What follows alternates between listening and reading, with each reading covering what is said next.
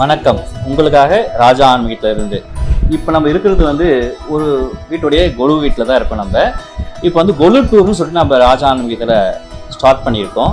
யார் வீட்டிலலாம் கொலு, அதாவது நம்ம கிட்ட இருந்து வாங்கிட்டு போய் ராஜா ஆன்மீகத்தை வாங்கிட்டு போய் யாராவது வீட்டில் கொலு வச்சுருக்காங்களோ அவங்க வீட்டில் வந்து நேரடியாக உங்களுக்கு கொலு காமிக்கலான்னு சொல்லிட்டு தான் எங்களுக்கு ஒரு ஆசை. அது இல்லாமல் நம்ம ஒரு இடத்துல இருக்கோம் அப்படின்னா பக்கத்துல இல்லை ஒரு 4 தெரு தள்ளி மட்டும் தான் போய் பார்க்க முடியும் கொலுவை. பட் வந்து எல்லா இடத்துலையும் நம்ம போய் பார்க்க முடியாது இல்லைங்களா? அதுக்காக வித்தியாசமான கோலுகள்லாம் வந்து நம்ம உங்கள் ராஜா ஆன்மீக சார்பாக உங்கள் வீட்டில் சேர்க்கலாம் அப்படின்றது எங்களுடைய ஆசை. அதனால இன்னைக்கு வந்து திருவாளர் கார்த்திகேயன் ஐயா அவர் வந்து நம்ம காஞ்சிபுரத்துடைய புரோகிதர் சங்க தலைவர் அவரும் கூட. ஸோ அவர் வீட்டில் வந்து இன்னைக்கு வாங்கியிருக்கோம். இங்கே இருக்க அதிகபட்சமான பொம்மைகள் எல்லாமே நம்ம ஆன்மீகத்தை வந்து வாங்கினது தான். அது இல்லாமல் நம்ம ஆன்மீகத்தை ராஜா ஆன்மீகத்துக்கு பெரும் உதவியாக இருந்திருக்காரு. கஸ்டமர் ஆகட்டும், மற்றபடி எந்த டைம்ல நம்ம ஒரு உதவி கேட்டாலே அவர் வந்து ஓடி வந்து செய்யற ஒரு நபர் தான் அவர். காஞ்சிபுரத்தோடைய புரோகிதர் சங்க தலைவர் அவரும் கூட. ஸோ இப்போ அவர் வீட்டில் தான் நம்ம அவருடைய வீட்டு கொலுவை தான் பார்த்துட்டு இருக்கோம். ஸோ இவர் வந்து குறைஞ்ச ஒரு 17 வருஷமா இவர் வந்து நவராத்திரி கொலு வச்சுக்கிறதா சொன்னார். அவர் நான் வந்து கேட்கும்போது நான் ஃபர்ஸ்ட் வந்து 5 ஸ்டெப்ல தாங்க ஸ்டார்ட் பண்ணேன். அதுக்காக இருக்க நான் வந்து டெவலப் பண்ணிட்டு ஸோ இப்போ வந்து பெரிய கொலுவா வைக்க ஆரம்பிச்சுட்டாங்க அப்படின்னு சொல்லிட்டு என்கிட்ட அவர் சொன்னார். இப்போ அவர்கிட்ட ஒரு சில வார்த்தைகளை பேசிட்டு அது பிறகு உங்களுக்கு நவராத்திரி கொலு என்னென்ன பொம்மை வச்சுக்காருன்னு சொல்லிட்டு ஒன்று உங்களுக்கு எக்ஸ்பிளைன் பண்ணுறேன். ஸோ அவர்கிட்ட ஒரு 2-3 வார்த்தைகள் பேசலாம். நீங்கள் வணக்கங்க ஐயா. நமஸ்காரம். நமஸ்காரம். சொல்லுங்க, சந்தோஷம். எப்போ ஆரம்பிச்சிங்க நீங்கள்? நான் வந்து இந்த குழு வந்து கல்யாணமான உடனே ஒரு 2 வருஷத்துல ஆரம்பிச்சு சரி, இன்னைக்கு ஒரு 17 வருஷமா இந்த குழுவாகப்பட்டது போயிட்டு இருக்கு. சரி. முதல்ல சிம்பிளா ஒரு 5 படியில வச்சு ஆரம்பிச்சு இன்னைக்கு படி வளர்ச்சியா நிறைய போயிட்டு இருக்கு. அதாவது 9 படியோட நிறுத்தணும்னு சொல்லுவா. இருந்தாலும் ஒவ்வொரு வருஷமும் புதுசா வரக்கூடிய இந்த விக்கிரகங்கள் பொம்மைகள்லாம் பார்க்குறப்போ ஆசையா இருக்கு. அதனால வருஷம் இன்க்ரீஸ் ஆகிட்டே தான் போயிட்டு இருக்கு. ஏதோ குழு வைக்கிற நேரம் நம்மளும் ரொம்ப சௌகரியமா இருக்கும் அப்படின்றதுனால வளர்ச்சியாகவே போயிட்டு இருக்கு. நன்னா இன்னைக்கு படிகள் கணக்கில்லாத அளவுக்கு சௌகரியமா போயிட்டு இருக்கு. நேற்றைய தினம் நம்ம ஆன்மீகத்திலிருந்து கலெக்ட் பண்ண இந்த முருகர் சிலைகள், அறுபடை வீடு முருகர் சிலைகள், அதே மாதிரி காமாட்சி, இந்த மாதிரி நம்ம ஐயப்பன் இருமுடி கட்டக்கூடிய செட்டு, இதெல்லாம் நேற்றைய தினம் நம்ம ஆன்மீகத்தில் பர்ச்சேஸ் செய்த இந்த பொம்மைகள், கொலு பொம்மைகள் ரொம்ப அம்பாளுடைய அனுகிரகத்தினால சௌக்கியமாக இருக்கும். குழு வச்சு வருஷம் ரொம்ப சந்தோஷம். ராஜான்மயத்திலிருந்து வந்து இதெல்லாம் ஷூட் பண்ணி செய்யணும் அப்படின்ற அந்த எண்ணம் வர்றது ரொம்ப விசேஷம். பொதுவாக வந்து இந்த நவராத்திரி கொலு அப்படின்னு சொல்லிட்டு சொல்கிறோம் நம்ம. ஸோ இதை வைக்கிறதால நமக்கு என்னென்ன பலன்கள் அப்படின்னு சொல்லிட்டு நீங்கள் சொன்னீங்கன்னா எங்களுக்கு கொஞ்சம் நல்லா. கண்டிப்பாக சார். இது வந்து நவராத்திரி அப்படின்றது 9 நாள் அம்பிகைக்கு உண்டான இந்த 9 இரவுகள். அந்த 9 இரவுகளையும் நாம சாதாரணமாக பூஜையோட இருக்கிறத விட அந்த எல்லா தெய்வங்களையும் அந்த வச்சு துர்கா, லக்ஷ்மி, சரஸ்வதினு சொல்லக்கூடிய இந்த 3 தெய்வங்களையும் நம்ம ஆராதனை பண்ணுறப்போ இந்த முதல் 3 நாள் இந்த துர்காவுக்கு, அதே மாதிரி 2வது 3 நாள் லக்ஷ்மிக்கு, 3வது 3 நாள் சரஸ்வதிக்கும் செய்கிறப்போ அந்த அம்பாள் வந்து எப்போவுமே கொலு முடிஞ்சது கொலு வைப்போம், பூஜை பண்ணுவோம், அதுக்கப்புறம் நைவேத்தியம் பண்ணுவோம், பிரசாதங்கள்லாம் விநியோகம் பண்ணுவோம். அதுக்கப்புறம் நைட்டு என்ன பண்ணுவோம், எல்லாத்தையும் விளக்கெல்லாம் நிறுத்திட்டு ஏதாவது ஒரு லைட்டு போட்டுவோம். ஆனால் அதோட உண்மையான இது என்னன்னு பார்த்தீங்கன்னா நைட்டில் இந்த தெய்வங்களை எல்லாம் ஒருத்தரோட ஒருத்தர் பேசிப்பா அப்படின்றது தான் இதோட ஐதீகம். ஒவ்வொரு பொம்மையும் ஒவ்வொரு தெய்வங்களும் அந்தந்த தெய்வங்கள் நாம் எப்படி பந்துக்கள் கூட பேசுகிறோமோ அந்த மாதிரி அந்தந்த தெய்வங்கள் பேசிப்பா அப்படின்றது ஐதீகம். அப்படியாக ஒரு குடும்பமாக எல்லா தெய்வங்களும் இந்த வீட்டில் இருக்கக்கூடிய ஒரு இடம் தான். ஏன்னா ஒரு குலதெய்வம் அப்படின்றப்போ ஒரு சில சுவாமிகள் தான் இருக்கும். ஆனால் இந்த கொலு வைக்கிறப்போ தான் எல்லா தெய்வங்களும் இந்த வீட்டில் இருக்கும். அதனால தான் அந்த வருஷம் நம்ம வீட்டுக்கும் பலன் கிடைக்குது. கொலு வைக்கிறவாலும் ரொம்ப சௌக்கியமாக சந்தோஷமாக இருக்காங்க. சரிங்க. ஸோ இதை பற்றி அவர்கிட்ட கேட்கும்போது என்ன சொன்னார், இந்த வருஷம் தாங்க அந்த கொலு படியை வந்து புதுசாக வச்சேன் அப்படின்னு சொல்லிட்டு சொன்னார். ஸோ இது இருக்கிறது எல்லாமே வந்து ஒரு நேற்றோட முன்னேற்றம் தான் வந்து நம்மகிட்ட இருந்து இது எல்லாமே நம்ம ஆன்மீகத்தில் வந்து வாங்கினார். ஸோ ரொம்ப அற்புதமாகவும் சிறப்பாகவும் ஒன்று இருக்குது. ஒரு சிலைகளும் வந்து ரொம்ப அற்புதமான வடிவுகளை அமைச்சிருக்காங்க. வண்ணங்கள் பார்த்தீங்கன்னா ரொம்ப அற்புதமாக இருக்குன்னு சொல்லிட்டு நேற்று என்னுடைய வந்து கலந்து ஆலோசித்தார். ஸோ இது வந்து இங்கே பார்த்தீங்க அப்படின்னா நம்ம காஞ்சிபுரத்தில் இருக்க காமாட்சி அம்மாள் வந்து ஒரு முக்கியத்துவம் கொடுத்து அவர் வந்து இங்கே நிறுத்தியிருக்காரு. ஸோ இவங்க வந்து காமாட்சி அம்மாள், காஞ்சிபுரம் அப்படின்னாலே காமாட்சி அம்மா, நெக்ஸ்ட் வந்து ஏகாம்பரேஸ்வரர்னு சொல்லிட்டு சொல்லுவாங்க. ஸோ அதோடைய மேலே வந்து காமாட்சி அம்பாலும் கீழே வந்து ஏகாம்பரேஸ்வரருடைய லிங்கத்தை அணைச்சிருக்க மாதிரி ஒரு அமைப்பையும் கூட வந்து அவங்களுடைய மகனாகிய விநாயகரும் முருகரையும் வச்சிருக்காரு. அதுக்கு அடுத்தது படியில் பார்த்தீங்கன்னா உங்களுக்கு ஐயப்பன் வந்து இருமுடி கட்டுற ஒரு செட்டாக வந்து அவர் அமைச்சிருக்காரு. அவங்களுடைய குலதெய்வம்னு சொல்லிட்டு ஐயப்பனும் சொல்லியிருக்காரு அவர்.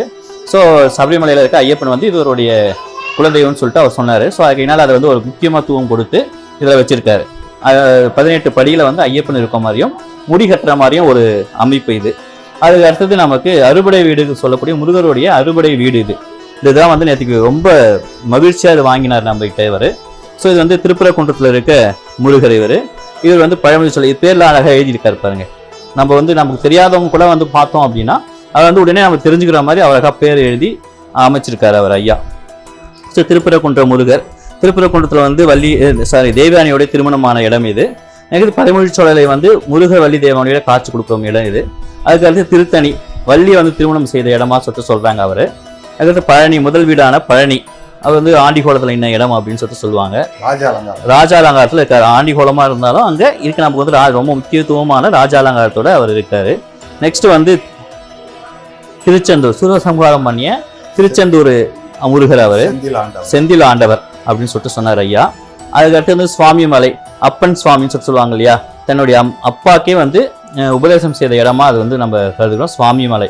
ஸோ அந்த மாதிரி அந்த அமைப்பை வச்சிருக்காரு. ஸோ இது எல்லாமே வந்து இந்த ஒரு இடம் வச்சா ஒரு புது வரவு அப்படின்னு சொல்லிட்டு அவர் சொன்னார். ஸோ அதுக்கு அடுத்தது பார்த்தீங்க அப்படின்னா இங்கே வந்து இது வந்து நம்ம ஐயங்கார் திருமணம்னு சொல்லிட்டு சொல்லுவாங்க இந்த செட்டு வந்து. ஸோ அவங்க தான் இந்த மாதிரி வந்து தூக்கி தோளில் மாப்பிள்ளை பொண்ணு தோளில் வச்சுட்டு மாலையெல்லாம் மாற்றுவாங்க. ஸோ அந்த அமைப்பு தான் இது வந்து ஐயங்கார் திருமணம் செட் அப்படின்னு சொல்லிட்டு சொல்கிறாங்க. நெக்ஸ்ட் அதுக்கு அடுத்தது பார்த்தீங்கன்னா இங்கே வந்து நம்ம ராகவேந்திரர், விவேகானந்தர் அந்த மாதிரி வந்து ஒரு அமைப்பு வச்சுருக்காங்க. தஞ்சாவூர் பொம்மை வச்சுருக்காங்க. ஸோ ஒரு முதல் படியில். அதுக்கு அடுத்த படியில் வந்து அஷ்டலட்சுமி செட்டு சொல்லக்கூடிய 8 லட்சுமிகள் அமைச்சு வச்சுருக்காரு. அதுக்கு அடுத்தது பார்த்தீங்கன்னா உங்களுக்கு சாய்பாபா. அதுக்கு அடுத்தது வந்து கண்ணன் யசோதா வந்து கண்ணனை வச்சுட்டு இருக்க மாதிரி ஒரு அமைப்பு.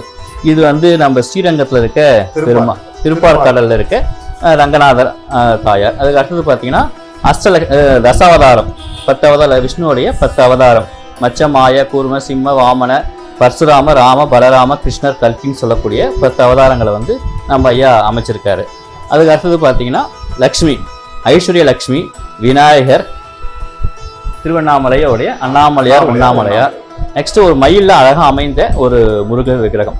இதெல்லாம் வந்து பார்த்தீங்கன்னா அவர் வந்து ஆரம்பித்த காலத்துல இருந்து மிஸ் பண்ணாமல் அழகாக சேஃபாக வச்சுருந்து அவரை வந்து நம்ம ஒரு குழுக்குமே வந்து அவர் இது வைக்கிறதா அவர் நம்மக்கிட்ட உரையாடி இருந்தார். அதுக்கு அடுத்தது பார்த்து மேலே இருக்க படியில் வந்து பார்த்தீங்கன்னா திருப்பதி வெங்கடாச்சலபதி, அலிமேல் மங்காபுரம், அவங்க வந்து நம்ம காயத்ரி, இவர் வந்து கிருஷ்ணர், பசும் கிருஷ்ணர். இவர் நம்ம அழகாக ஒரு விக்கிரகங்கள்லாம் வந்து ரொம்ப பழமையான விக்கிரகங்கள் 17 வருஷமும் சொல்லியிருந்தார் ஐயா.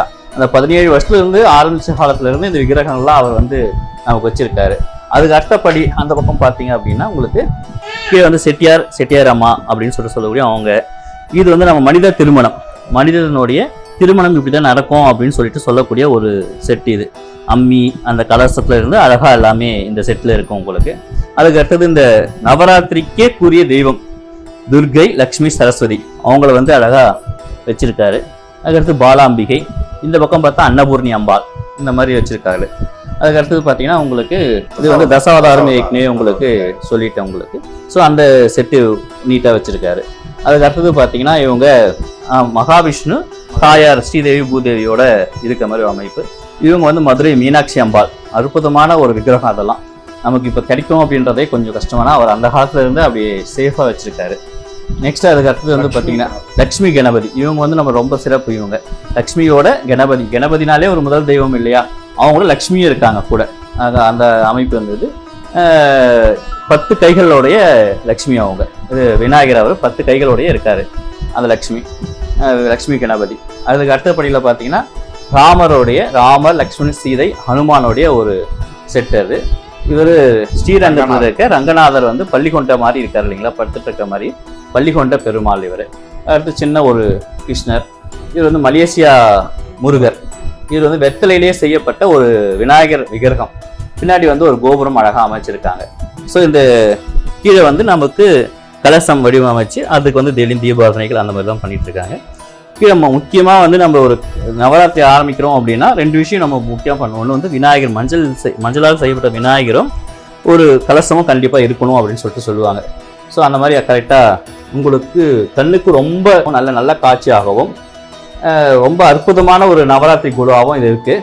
ஸோ இது அனைவருமே கண்டு கண் குளிர கண்டு அதான் சொல்லுவாங்க, தெய்வங்களை பார்க்க கண்கள் 1000 இருந்தாலும் பத்தாது அப்படின்னு சொல்லுவாங்க. அந்த மாதிரி வந்து எல்லா தெய்வங்களும் இந்த கொலுவில் இருக்காங்க.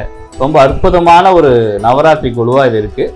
இப்போ வந்து நெய்வேத்தியம் பண்ண போகிறாங்க. அந்த நெய்வேத்தியம் பண்ணி முடிச்சோடனே பாடல்கள் இருக்குது. அந்த பாடல்களை நம்ம பார்க்கலாம் வாங்க. லக்ஷ்மி சரஸ்வதி சகல தேவதாய நமஹ. ரூபம் ஆக்ராவயாமி.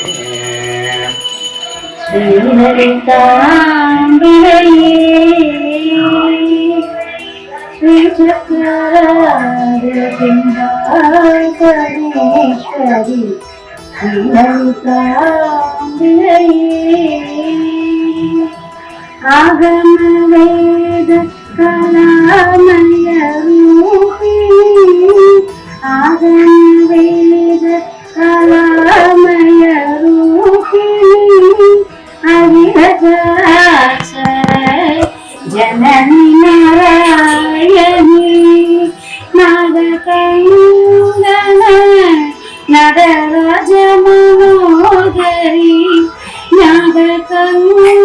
கடைக்கு போறோம், பர்ச்சேஸ் பண்றோம், வந்துடுறோம், அதோட உறவு முடிஞ்சு போறதுன்றது போய் அந்த வாங்கிட்டு போன அந்த பொருட்கள்லாம் அந்த மாதிரி யூஸ் பண்ற அதை எடுத்து போடுறப்போ எங்களுக்கும் ரொம்ப சந்தோஷம்.